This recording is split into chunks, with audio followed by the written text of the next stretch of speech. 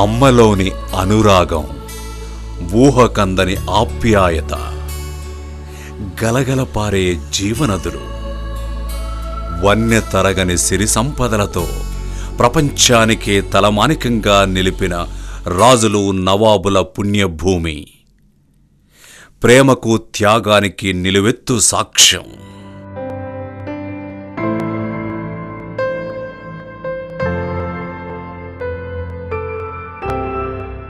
అమాయక పల్లె జీవనం, యాస, భాష, భిన్న సంస్కృతి సంప్రదాయాల నిలయం, భరతఖండంలో వెలిసిన కీర్తి శిఖరం, అందరికీ నీడనిచ్చిన మహావృక్షమే తెలంగాణ.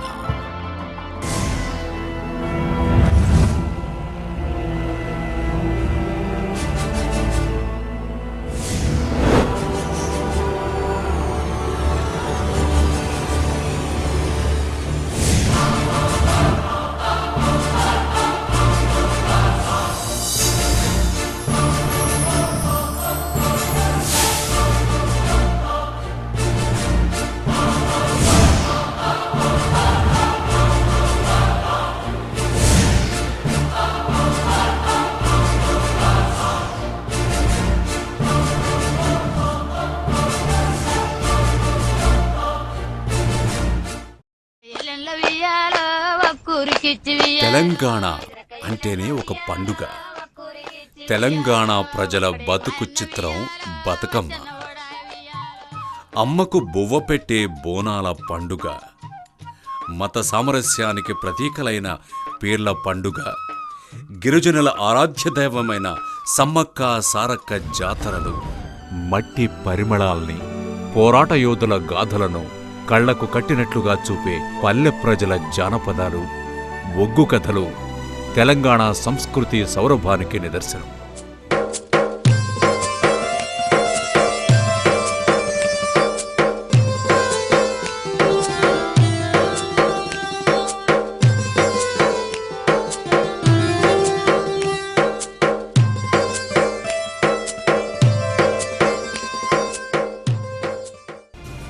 తెలంగాణ అంటేనే త్యాగం. ఈ మట్టిలోని ప్రతి అణువు త్యాగానికి ప్రతిరూపం.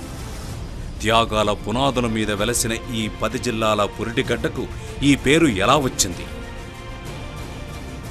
చరిత్ర పుటల్లో దాగి ఉన్న సత్యాలను చూస్తే, ఇతిహాసాలైన మహాభారతంలో ప్రబోధించిన ప్రకారం పూర్వం ఈ ప్రాంతం తెలింగ రాజ్యంగా పిలువబడేది. ఈ తెలింగ రాజ్యాన్ని తెలివాన అనే రాజు పాలించేవాడట. ఆనాటి తెలింగ రాజ్యమే నేటి తెలంగాణగా పిలువబడుతోందని ఒక కథనం.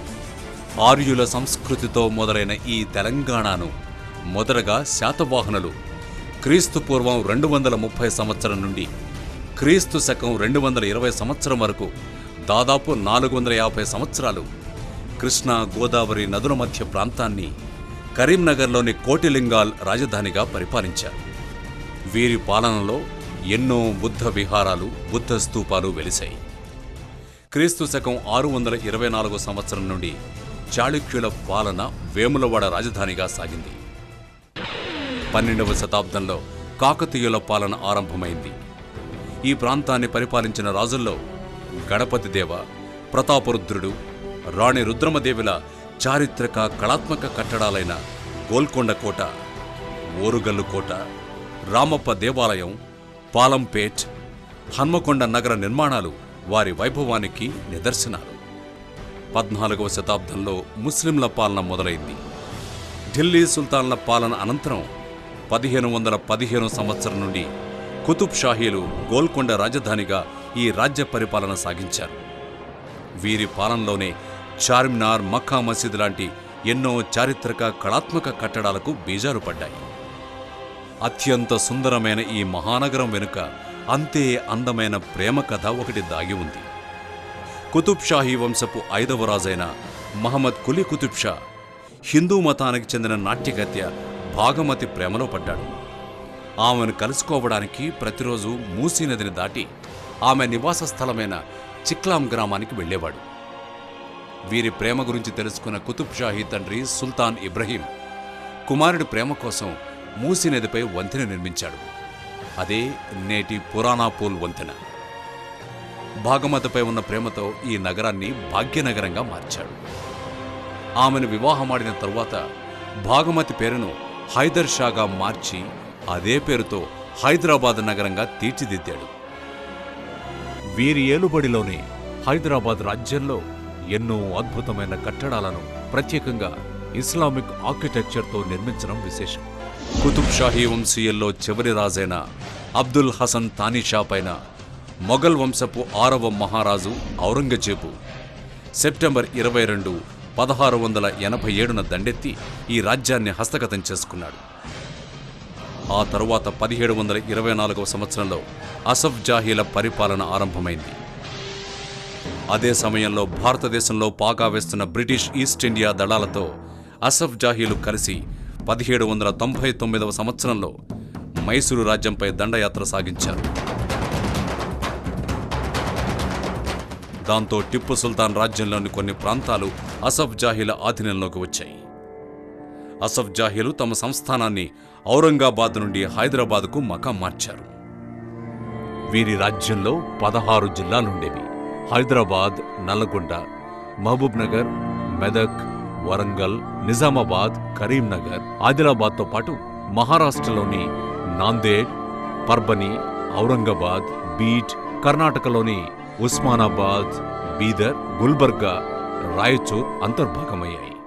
అసఫ్ జాహీల్లో చివరివాడైన 7వ నిజాం నవాబు మీర్ ఉస్మాన్ అలీ ఖాన్ 29 ఆగస్టు 1911వ సంవత్సరం నుండి ఏకధాటిగా 37 ఏళ్ల పాటు హైదరాబాద్ రాజ్యాన్ని పరిపాలించి ప్రపంచంలోనే ధనిక రాజ్యంగా మార్చాడు. 1913 సంవత్సరంలో అసెంబ్లీ, 1917వ సంవత్సరంలో స్టేట్ మ్యూజియాన్ని, ఉర్దూ భాషా మాధ్యమంగా ఉస్మానియా విశ్వవిద్యాలయాన్ని, 1921 సంవత్సరంలో బొగ్గు గనులన్నింటినీ ప్రభుత్వ ఆధీనంలోకి తీసుకుని సింగరేణిని నెలకొల్పారు. నిజాం రోడ్డు రవాణా సంస్థను, రైల్వే సదుపాయాన్ని, 1930వ సంవత్సరంలో నిజాం డెక్కన్ ఎయిర్వేస్ పేరుతో బేగంపేట ఎయిర్పోర్టును, 1937వ సంవత్సరంలో ఉస్మానియా ఆసుపత్రిని, వీటితో పాటు high court, central library, Deccan radio, medical కళాశాలను, హైదరాబాద్ స్టేట్ బ్యాంక్ మరియు పారిశ్రామికంగా నిజాం షుగర్ ఫ్యాక్టరీని, అల్విన్ మెటల్ కార్ఖానా, జిందా తెలిస్మాన్ వంటి ఎన్నో ఫ్యాక్టరీల్ని నెలకొల్పాడు. ఇక సాగునీటి కోసం చెరువులు, మరెన్నో ఆనకట్టలు నిర్మించారు. నిజాం హయాంలో హైదరాబాద్ రాజ్య జనాభా 16 మిలియన్లు కాగా తలసరి ఆదాయం 26 కోట్ల రూపాయలు దాటింది. అలాగే ప్రత్యేక కరెన్సీ, పోస్టల్ స్టాంపులు ప్రవేశపెట్టాడు. రవి అస్తమించని బ్రిటిష్ సామ్రాజ్యాధినేత జార్జ్ చక్రవర్తి కన్నా ధనవంతుడిగా ఎదిగాడంటే ఇతని పాలన ఎలా ఉండేదో ఊహించుకోవచ్చు. ఇంతటి కీర్తి ప్రతిష్టలు సంపాదించిన నిజాం నవాబును తన రాజ్య ప్రజలే దుర్మార్గుడు, నయవంచకుడు అని దూషించడానికి గల కారణమేంటి? నిజాం పాలనలో పల్లె ప్రజల బ్రతుకులు దయనీయ స్థితిలో ఉండేవి. నిజాంకు తొత్తులుగా ఉన్న దేశ్ముఖులు, జాగీర్దార్లు, పటేళ్లు, పట్వారీలు, ముక్తేందారులు, దొరలు, భూస్వాముల కబంధహస్తాల కింద పల్లెలు నలిగిపోయేవి. ప్రజలు వెట్టి చాకరీ, దోపిడీ, దౌర్జన్యాలతో బానిసలుగా నీ కాల్ముక్త బాంచన్ అంటూ బిక్కుబిక్కుమంటూ బ్రతుకునిడ్చేవారు. ఎదిరించిన వారిని దొరతనంతో కఠినంగా హింసించేవారు. దొరలు సాగించిన ఆగడాలకు, అరాచకాలకు తాళలేక చివరకు ఆయుధం చేపట్టి ప్రజలే సైన్యంగా తెలంగాణ సాయుధ పోరాటాన్ని సాగించారు. ఈ పోరాటం కమ్యూనిస్టుల ఆధ్వర్యంలో నల్గొండలో మొదలై బీదర్ వరకు సాగింది. రావి నారాయణ రెడ్డి, దొడ్డి కొమరయ్య, కొమరం భీం, ఆరుట్ల రామచంద్రారెడ్డి, చాకలి ఐలమ్మ, జలాలుద్దీన్, సుద్దాల హనుమంతు వంటి ఎందరో వీరులు విప్లవ జ్యోతులై ప్రజల పక్షాన నిలబడి పోరాటం చేశారు. అదే సమయంలో 200 ఏళ్ల బ్రిటిష్ పాలనలో ఉన్న భారతదేశానికి విముక్తి లభించి 1947 ఆగస్టు 15న ఎర్రకోటపై మువ్వన్నెల స్వేచ్ఛా స్వతంత్రపు జెండా రెపరెపలాడింది. స్వాతంత్ర్యం వచ్చిన వెంటనే దేశంలోని అన్ని రాజ్యాలు భారత యూనియన్లో విలీనమయ్యాయి. కానీ ఏనాడు బ్రిటిష్ పాలనలో లేని హైదరాబాద్ రాజ్య ప్రజలకు స్వాతంత్ర్యం లభించక నిజాం నిరంకుశ పాలనలోనే బ్రతుకు నేడుస్తున్నారు. కుండెడు అమృతమైన ఒక చుక్క విషంతో మలినమైనట్లుగా నిజాం నవాబు ప్రజల అభిష్టానికి వ్యతిరేకంగా తీసుకున్న నిర్ణయం తన రాజ్య పతనానికి దారితీసింది. నిజాం ఈ రాజ్యాన్ని భారత యూనియన్లో విలీనం చేయకుండా పాకిస్తాన్ను రాజధానిగా చేసుకునే స్వయం ప్రతిపత్తి గల దేశంగా కొనసాగాలని ఆకాంక్షించాడు. కానీ భారత ప్రభుత్వ ఒత్తిడి మేరకు 1947 నవంబర్ 29న స్టాండ్ స్టిల్ అగ్రిమెంట్ మీద 1 సంవత్సర కాలం పాటు యథాతథంగా ఉండేటట్లు ఒప్పందాన్ని కుదుర్చుకున్నాడు. ఆ సంధి కాలంలోనే నిజాం ప్రభుత్వానికి భారత ప్రభుత్వానికి మధ్య వైరం మరింతగా పెరిగింది. మరోవైపు హిందూ ముస్లింలంతా కలిసి జాయిన్ ఇండియా పేరుతో నిజాం ప్రభుత్వంపై ఉద్యమించారు. హైదరాబాద్ రాజ్యాన్ని భారత యూనియన్లో విలీనం చేయాలని, ప్రజల నుండి వస్తున్న ఒత్తిడిని అణిచివేయాలని నిజాం మజ్లిస్ తెహదూల్ సంస్థ సహకారంతో 50,000 మందితో రజాకార్లనే మిలిటెంట్ ముఠాను తయారు చేశాడు. వారు కాసిం రజ్వీ నాయకత్వంలో పల్లెల మీద విరుచుకుపడి దమనకాండను సాగించారు.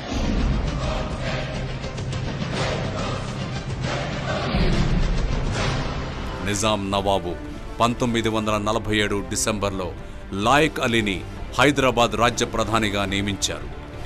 అతడు జెకోస్లోవేకియా, ఫ్రాన్స్ దేశాల నుండి యుద్ధ విమానాలను, మారణాయుధాలను రహస్యంగా గోవా, బొంబాయి ఓడరేవుల ద్వారా తెప్పించడానికి సన్నాహాలు జరిపాడు. భారత ప్రభుత్వం నుండి ఒత్తిడి మరింతగా పెరిగింది. భారత యూనియన్లో హైదరాబాద్ రాజ్య విలీనానికి ససేమిరా ఇష్టపడని నిజాం నవాబు 1948 సెప్టెంబర్ 10న మోయిన్ నవాబ్ జంగ్ నేతృత్వంలో భారత ప్రభుత్వానికి వ్యతిరేకంగా ఐక్యరాజ్య సమితిలో ఫిర్యాదు చేశాడు. దానితో ఆగ్రహం చెందిన భారత ప్రభుత్వం నిజాం ప్రభుత్వంపై సైనిక చర్యకు ఆదేశించింది. 1948 సెప్టెంబర్ 13న మేజర్ జనరల్ జేఎన్ చౌదరి ఆధ్వర్యంలో ఆపరేషన్ పోలో పేరుతో సైనిక చర్య చేపట్టి హైదరాబాద్ రాజ్యాన్ని 5 మార్గాల ద్వారా ముట్టడించారు.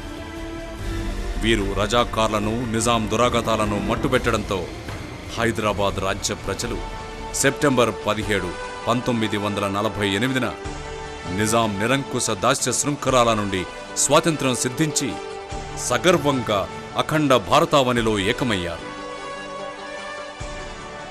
ఆ రోజుతో తరతరాల రాజుల, నవాబుల పాలన అంతమైంది.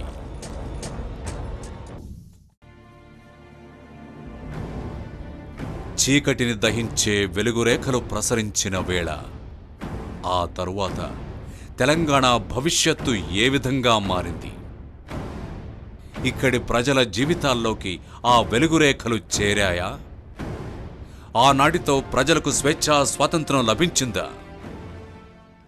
ఇది నేడు మనం చూస్తున్న తెలంగాణ. ఉవ్వెత్తున ఎగిసిపడుతున్న ఉద్యమాలు, ఎంతోమంది ఆత్మ బలిదానాలు, అంతులేని దుఃఖం, ఎడతెగని వలసలు, వెంటాడే కరవులు, నీళ్లు లేక నోళ్లెండే భూములు, వీటికి తోడు రాజకీయ దోపిడీలు నేడు తెలంగాణను శాసిస్తున్నాయి. ఈ పరిణామాలన్నీ జరగడానికి గల కారణం ఏమిటి? తెలంగాణకు వచ్చింది నిజమైన స్వాతంత్రం కాదా? తెలుసుకోవాలంటే ఒక్కసారి గతాన్ని ఆవిష్కరించాల్సింది. సైనిక చర్యతో భారతదేశంలో విలీనమైన హైదరాబాద్ రాజ్యం 1 సంవత్సర కాలం పాటు సైనిక పాలన తదనంతరం భారత ప్రభుత్వం 1950 జనవరి 26న హైదరాబాద్ రాష్ట్రానికి ముఖ్యమంత్రిగా ఎంకే వెల్లోడిని నియమించింది. 1952లో భారతదేశంలో మొట్టమొదటి సార్వత్రిక ఎన్నికలు జరిగాయి. ఆ ఎన్నికల్లో హైదరాబాద్ రాష్ట్రానికి మొదటి ముఖ్యమంత్రిగా బూర్గుల రామకృష్ణారావు గారు ఎన్నికయ్యారు.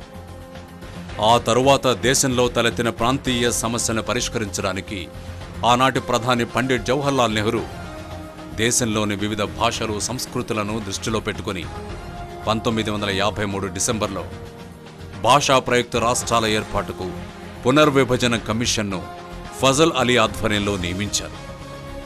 ఈ కమిటీ 1954 జూన్ నెలలో హైదరాబాద్ రాష్ట్రాన్ని పర్యటించింది. ఆ సమయంలో ఇక్కడి ప్రజలు, మేధావులు హైదరాబాద్ రాష్ట్రాన్ని స్వతంత్రంగానే ఉంచాలని కోరారు.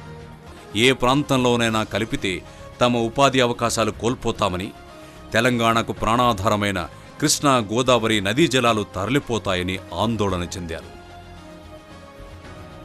1955లో ఫజల్ అలీ కమిషన్ తన ఎస్ఆర్సీ రిపోర్టును భారత ప్రభుత్వానికి అందజేసింది. దొరల దురాక్రమణతో నిజాం, రజాకార్ల చేతిలో చిన్నాభిన్నమై ఆర్థికంగా, విద్యాపరంగా వెనుకబడి ఉన్న ఈ హైదరాబాద్ రాష్ట్రాన్ని మరొక రాష్ట్రంలో విలీనం చేస్తే ఉర్దూ భాష మాధ్యమంగా వీరి విద్యాభ్యాసం సాగింది కనుక వీరు ఉపాధిపరంగా మరింత వెనుకబాటుకు లోనవుతారని, ఇక్కడి నిధులు, ఆదాయ వనరులు తరలిపోతాయని ఆ నివేదిక తెలియచేసింది.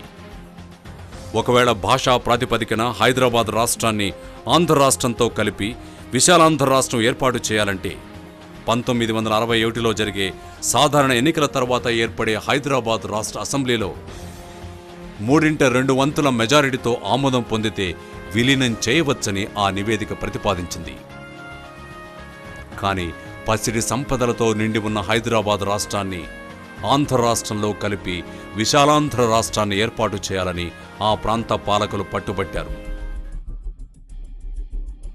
అసలు విశాలాంధ్రను ఎందుకు కోరుకున్నారు? భారతదేశ స్వాతంత్ర్యానంతరం ఆంధ్ర ప్రాంతం ఉమ్మడి మద్రాసు రాజధానిగా కొనసాగింది. ఆ రాష్ట్రంలోని ఉద్యోగాల్లో తమిళులకే అధిక ప్రాధాన్యం ఇవ్వడంతో తమ ఉపాధి అవకాశాలు తమకు దక్కడం లేదని, తాము అన్ని రంగాల్లోనూ వెనుకబాటుకు లోనవుతున్నామని పొట్టి శ్రీరాములు గారు చేపట్టిన 58 రోజుల ఆమరణ నిరాహార దీక్ష ఫలితంగా 1953 అక్టోబర్ 1న కర్నూలు రాజధానిగా ఆంధ్ర రాష్ట్రం ఏర్పడింది. ఆ క్రమంలో రాజధానికి ఉండవలసిన కనీస వసతులు కూడా కర్నూలు నగరంలో లేకపోవడంతో గుడారాల కింద ప్రభుత్వ కార్యకలాపాలు నడిచేవి.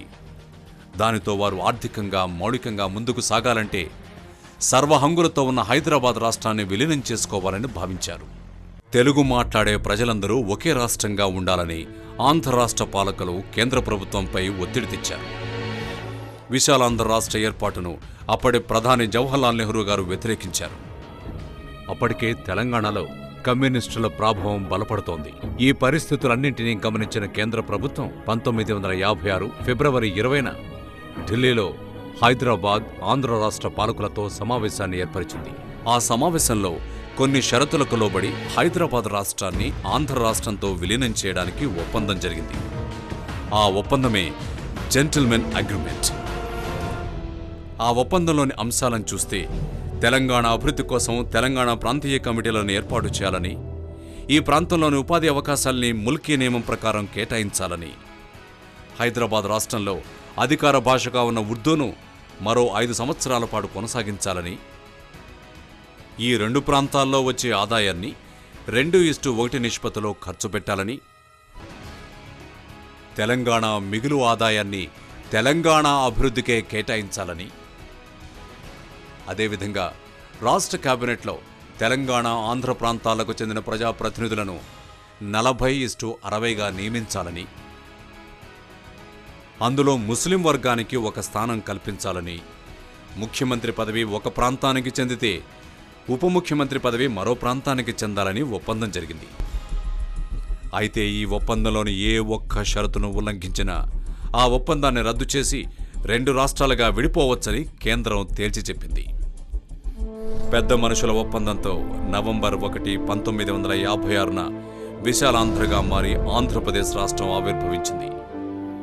ఎస్ఆర్సీ రిపోర్టుతో భాషా ప్రాతిపదికపై హైదరాబాద్ రాష్ట్రంలో అంతర్భాగమైన ఔరంగాబాద్, పర్భని, బీడ్, నాందేడ్ను మహారాష్ట్రలోను, ఉస్మానాబాద్, బీదర్, గుల్బర్గా, రాయచూర్ కర్ణాటక రాష్ట్రంలోనూ విలీనమయ్యాయి.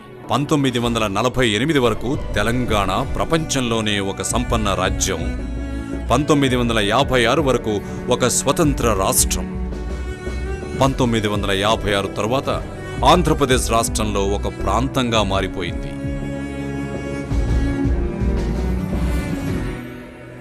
ఆంధ్రప్రదేశ్ రాష్ట్రం ఏర్పడ్డాక మొదటి ముఖ్యమంత్రిగా నీలం సంజీవ్ రెడ్డి గారు నియమితులయ్యారు. అయితే ఒప్పందం ప్రకారం ఉప ముఖ్యమంత్రి స్థానం తెలంగాణకు దక్కాలి. కానీ ఆ నియామకాన్ని విస్మరించి పెద్ద మనుషుల ఒప్పందాన్ని మరుగున పడేశారు. ఆనాటి నుండి అడుగడుగునా తెలంగాణ ప్రజలు తమ హక్కులపై స్వేచ్ఛను, స్వతంత్రాన్ని కోల్పోయారు. పాలకుల ఆధిపత్యంలో తమ బ్రతుకులు చితికిపోవడంతో తెలంగాణ బిడ్డలు తమను ప్రత్యేక తెలంగాణ రాష్ట్రంగానే ఉంచాలని జై తెలంగాణ ఉద్యమానికి సమర శంఖారావం పూరించారు.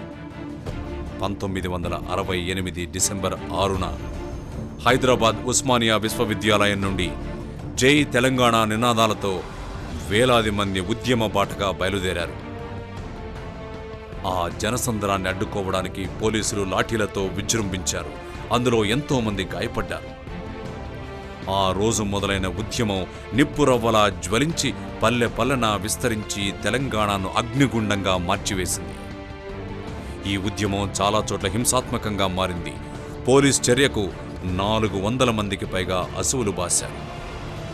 అప్పట్లో రాష్ట్ర ముఖ్యమంత్రిగా ఉన్న కాసు బ్రహ్మానందరెడ్డి గారు ఉద్యమ తీవ్రతను గమనించి అఖిలపక్ష సమావేశాన్ని ఏర్పాటు చేసి తెలంగాణలో అక్రమంగా నియమింపబడ్డ స్థానికేతరులను వారి ప్రాంతానికే పంపాలని, ఈ ప్రాంత మిగులు ఆదాయాన్ని ఈ ప్రాంత అభివృద్ధికే కేటాయించాలని ఉత్తర్వులు జారీ చేశారు. ఈ ఉత్తర్వు జారీ అయిన తర్వాత కూడా 34 కోట్ల రూపాయల తెలంగాణ మిగులు ఆదాయం ఆంధ్ర ప్రాంతానికి తరలిపోయింది. అంతేకాకుండా ఉద్యోగులను వెనకకు పంపడానికి రాష్ట్ర ప్రభుత్వం జారీ చేసిన ఉత్తర్వులను సుప్రీంకోర్టు నిలుపుదల చేసింది. మరోవైపు ప్రాంతీయవాదాన్ని రెచ్చగొడుతున్నారనే నెపంతో ఎంతో మందిని జైళ్లలో బంధించడంతో ఉద్యమం మరింత తీవ్రస్థాయికి చేరుకుంది. ఉద్యమ తీవ్రత కేంద్ర ప్రభుత్వాన్ని తాకింది. దాంతో అప్పటి ప్రధాని శ్రీమతి ఇందిరాగాంధీ ఏప్రిల్ 11, 1969న 8 సూత్రాల ప్రణాళికను ప్రవేశపెట్టింది.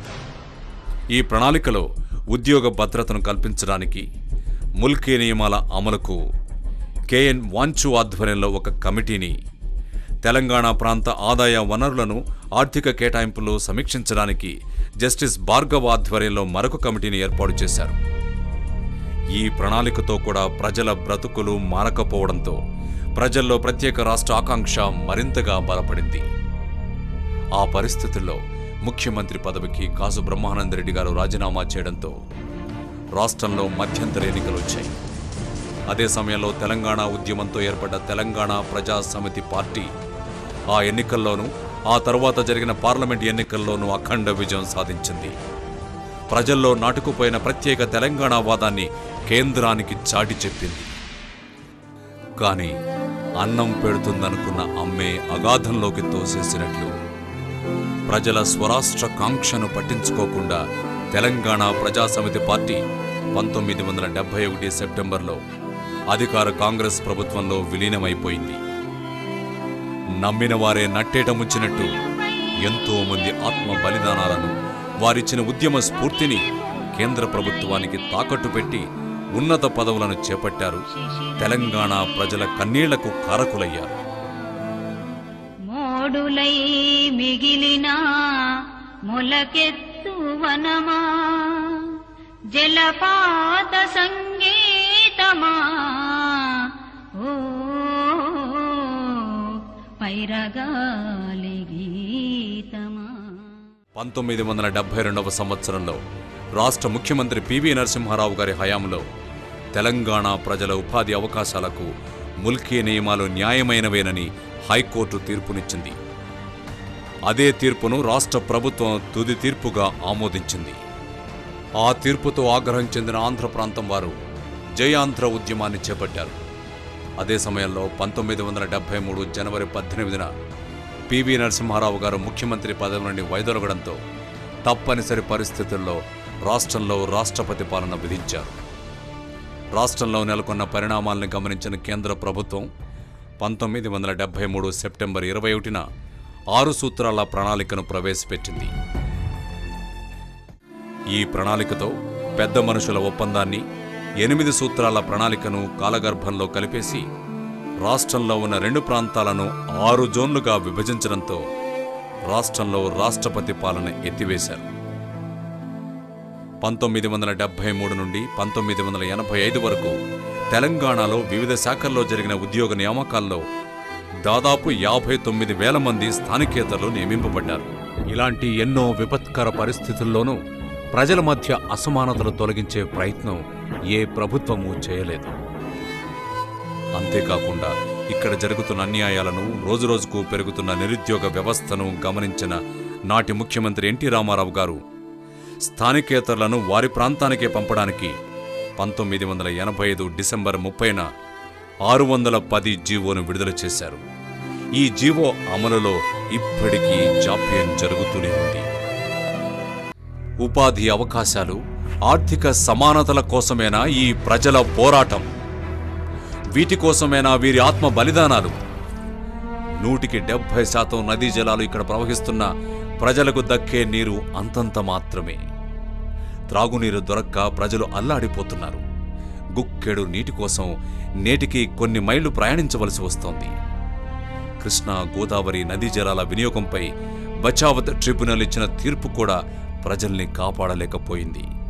నా పేరు బాలయ్య.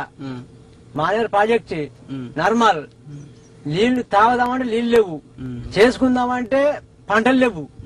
10 ఏళ్ళ ఇడికి పంటలు పండక 300 ఫీట్లు నీళ్ళు వేసా, బోర్ వేసినా కానీ నీళ్ళు లేవు, తాగుదామని దొరుకుతారు, కైకిలు వేసుకుని వస్తాను. తెలంగాణలో తలపెట్టిన ఎన్నో ప్రాజెక్టులు శిలాఫలకాలకే పరిమితమయ్యాయంటే ఈ ప్రాంతంపై పాలకులకున్న చిత్తశుద్ధి ఏపాటితో అర్థమవుతోంది.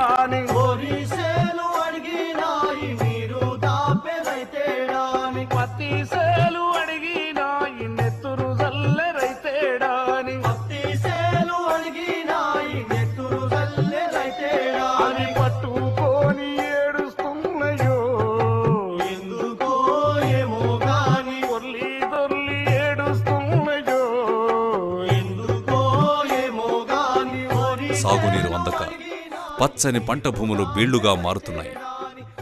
నీటి కోసం బోరుబావులపై ఆధారపడిన దానికి సరైన విద్యుత్ సరఫరా లేక పంటలు పండక దేశానికి అన్నం పెట్టే రైతన్న బ్రతుకు నేడు మోడుబారింది.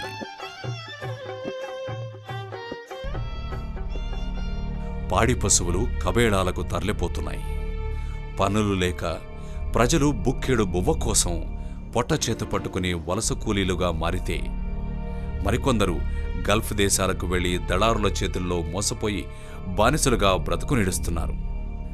లక్షల ఎకరాలకు నీరందిస్తున్న కృష్ణానది కూసంత దూరంలోనే ఉన్న చుక్క నీరు అందక ఫ్లోరైడ్ మహమ్మారితో మహబూబ్ నగర్, నల్గొండ జిల్లాల ప్రజలు పుట్టుకతోనే అవిటివాళ్లైతే మరెందరో జీవోత్సవాల్లా మంచానికే పరిమితమవుతున్నారు. 5.5 దశాబ్దాల తెలంగాణ ప్రస్థానంలో ఎన్నో పార్టీలు పుట్టాయి. 2004వ సంవత్సరంలో జరిగిన అసెంబ్లీ, పార్లమెంట్ ఎన్నికల్లో కాంగ్రెస్ పార్టీ తెలంగాణ రాష్ట్ర సమితి పార్టీతో పొత్తు పెట్టుకుని ప్రజల మద్దతుతో ఇటు రాష్ట్రంలోనూ అటు దేశంలోనూ అధికారంలోకి వచ్చింది. దాంతో యూపీఏ ప్రభుత్వం తెలంగాణ అంశాన్ని కామన్ మినిమం ప్రోగ్రాంలో చేర్చిన దాన్ని కూడా విస్మరించింది. దాంతో తెలంగాణలో రాజకీయంగా ఎన్నో కీలక పరిణామాలు చోటు చేసుకున్నాయి. తరాలు మారుతున్న తెలంగాణపై పాలకుల వైఖరి మాత్రం మారడం లేదు. 2009 సంవత్సరంలో తెలంగాణ ఉద్యమం పతాక స్థాయికి చేరుకుంది. తెలంగాణ లోకం మరోసారి ఏకమైంది. ఉస్మానియా, కాకతీయ విశ్వవిద్యాలయాలు నడుం కట్టి కదం తొక్కాయి. ప్రత్యేక తెలంగాణవాదానికి అన్ని రాజకీయ పక్షాలు, ప్రజా సంఘాలు మద్దతు పలికాయి. ప్రతి ఒక్కరూ ఉద్యమ స్ఫూర్తిని నింపుకుని ఉద్యమానికి బాసటగా నిలిచారు. ప్రజల గుండెల్లో నాటుకుపోయిన ప్రత్యేక తెలంగాణవాదానికి తల వంచిన కేంద్ర ప్రభుత్వం డిసెంబర్ 9, 2009న తెలంగాణ రాష్ట్ర ప్రక్రియ ప్రారంభమవుతుందని అప్పటి కేంద్ర హోంశాఖ మంత్రి చిదంబరం గారితో అధికారిక ప్రకటన చేయించింది. ఎంతోమంది ఉరి కొయ్యల, చెరసాలల ఆత్మ బలిదానాల ఫలితం తెలంగాణ రాష్ట్రం. ఇది సహించని కొందరు పాలకులు సమైక్యవాదాన్ని తెర మీదకు తీసుకొచ్చారు. ఆ సమయంలో జరిగిన రాజకీయ రాజీనామాలతో డిసెంబర్ 23, 2009న తెలంగాణపై ఎటువంటి చర్యను తీసుకోవడం లేదని కేంద్రం ప్రకటించింది. ఆ ప్రకటనతో 4.5 కోట్ల ప్రజల స్వరాష్ట్ర కల పొద్దెరుగని చీకటిగా మారిపోయింది. ఆ ఆవేదనతో సహనాన్ని కోల్పోయిన ప్రజలు తెలంగాణను ఎక్కడికక్కడ స్తంభింపచేశారు. ఉద్యమాన్ని అణచడానికి కేంద్రం సైనిక బలగాల్ని దింపింది. లోక్సభ, రాజ్యసభల్లో తెలంగాణ నినాదాలు మారుమోగాయి. కేంద్రం ఆంధ్రప్రదేశ్ రాష్ట్ర విభజనాంశంపై సమగ్ర విశ్లేషణ కోసం ఫిబ్రవరి 10, 2010న శ్రీకృష్ణ కమిటీని ఏర్పాటు చేసింది. ఆ కమిటీ 6 మార్గాలను ప్రతిపాదించింది. ఆ నివేదికతో తెలంగాణ సమస్య మరింత జటిలంగా మారింది. అప్పటి నుంచి ఇప్పుడు ఈ తెలంగాణ కొరకు ఈ పోరాటం ఎప్పుడు ఇక్కడ బోధించేందుకు నిమ్మలం ఉండపోయేది. తెలంగాణ రాకుంటే మాత్రం ఎన్నో ఇబ్బందులు ఉంది సార్. పాలకుల అసమర్థత, ఆధిపత్య పోరులో రాష్ట్రంలో సమన్యాయ పాలన కరువైంది. తెలంగాణ అభివృద్ధి కోసం ఎన్ని ఒప్పందాలు జరిగినా, మరెన్నో జీవోలు, సిఫారసులు జారీ అయినా కాగితాలకే పరిమితమయ్యాయి. కానీ ప్రజల బతుకుల్లో వెలుగును నింపలేకపోయాయి. అడుగడుగునా ఎదురైన చేదు అనుభవాలకు విసిగి వేచారి మానసిక క్షోభకు గురై ఎంతోమంది ఆత్మార్పణం చేసుకున్నారు. తమ బిడ్డలపై ఆశలు పెట్టుకుని బ్రతుకుతున్న తల్లిదండ్రుల గుండె కోతకు సమాధానం ఎవరు చెప్పగలరు? డాడీ మమ్మీ ఇట్లా హాస్పిటల్ జాయిన్ చేసిరు, మమ్మీకి సీరియస్ ఉంది అంటే కూడా చనిపోతే ఏమవుతుందిరా, మమ్మీ చనిపోయినా మీరు చనిపోయినా మన కుటుంబమే తెలంగాణ కొరకు ఆహుతి అయినా కానీ మంచిదే, నాకు అది సంతోషమే అని చెప్పిండు. చెప్పి 2 గంటలకు జై తెలంగాణ అంటూ పేల్చుకున్న శబ్దం. కేంద్ర ప్రభుత్వం తెలంగాణ ప్రకటన చేసినప్పటి నుండి 2014వ సంవత్సరం వరకు ఎన్నో కీలక పరిణామాలు చోటు చేసుకున్నాయి. తెలంగాణకు అనుకూలంగా అన్ని పార్టీలు మద్దతునిచ్చాయి. కాలక్రమంలో కొన్ని పార్టీలు మాట మార్చాయి. ఇరు ప్రాంతాల్లో ఎన్నో ఉద్యమాలు కొనసాగాయి. మిలీనియం మార్చ్, సకల జనుల సమ్మె లాంటి ఉద్యమంలో ఎన్ని సవాళ్లు ఎదురైనా తెలంగాణ లోకం ఏకతాటిపై నిలిచింది. రాజకారు అప్పుడు ఎట్టిగొట్టం చేసినాం, కూటికి దచ్చినాం, గుడ్డకు దచ్చినాం, అన్న చర్యల్లో పోసినాం అయ్యా.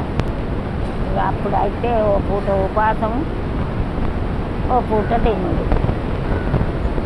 ఇక పైసే పుట్టలే కష్టపడ్డాము ఆయన. అన్ని కష్టాలు ఎలా పోసింది ఇంతవరకు వచ్చింది. చాలా మంది రావాలని ఇక పెట్రోల్ తాగిండ్రు, మందు తాగిండ్రు, ఊరు వెతుక చచ్చిండ్రు, ఇక అన్నీ చేసిండ్రు.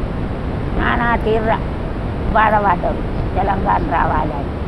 వస్తే పిల్లలు చదువుకున్న వాళ్ళకి ఇంత ఉద్యోగం దొరుకుతుంది, బతుకుతారు అని అట్లా అయ్యింది. అయ్యో నా కొడుకు వద్దంటే పోయిండు తెలంగాణలకు, చచ్చిపోయే నాకెవరు చేసి పెడతాడు, నా కళ్ళ ముంగట నా కొడుకు వాయా అని బాధపడతాడు. కొన్ని తరాల పోరాటం నేటికి అదే ఆరాటం. లక్ష్యం చేరేదాకా భగీరథ ప్రయత్నంలా సాగింది ఈ పోరాటం. ఎన్ని అవమానాలు ఎదురైనా, ఎవరెన్ని కుట్రలు చేసినా చివరికి తెలంగాణ నినాదమే జయించింది. ప్రజల ఆకాంక్షకు తలొగ్గిన కేంద్ర ప్రభుత్వం తన మిత్రపక్షాల సహకారంతో తెలంగాణ పునర్విభజన బిల్లు లోక్సభ, రాజ్యసభల్లో ఆమోదం పొందేలా చేసింది. ఎంతో మంది అమరవీరుల త్యాగ ఫలితం 4.5 కోట్ల ప్రజల ఆశ, ఆశయం సాకారమైంది. అమరవీరుల తల్లుల శోకంతో తడిసిన ఈ నేల భవిష్యత్తులో పచ్చని పసిడి సంపదలతో తొలతూగుతుంది. భిన్న సంస్కృతులకు, సంప్రదాయాలకు నిలయమైన ఈ తెలంగాణ నేటికి ఎప్పటికీ ప్రజలందర్నీ ప్రాంతాలకు అతీతంగా తన గుండెల్లో పెట్టుకుని మహావృక్షంలా వెలుగొందుతుంది. జననీ జయకేతనం, ముక్కోటి గొంతుకలు ఒక్కటైన చేతనం. జయ జయ హే తెలంగాణ జననీ జయకేతనం, ముక్కోటి గొంతుకలు ఒక్కటైన చేతనం. తరతరాల చరిత గల తల్లి నీరాజనం, తరతరాల చరిత గల తల్లి నీరాజనం. 10 జిల్లల నీ పిల్లలు ప్రణమిల్లిన శుభతరుణం. జై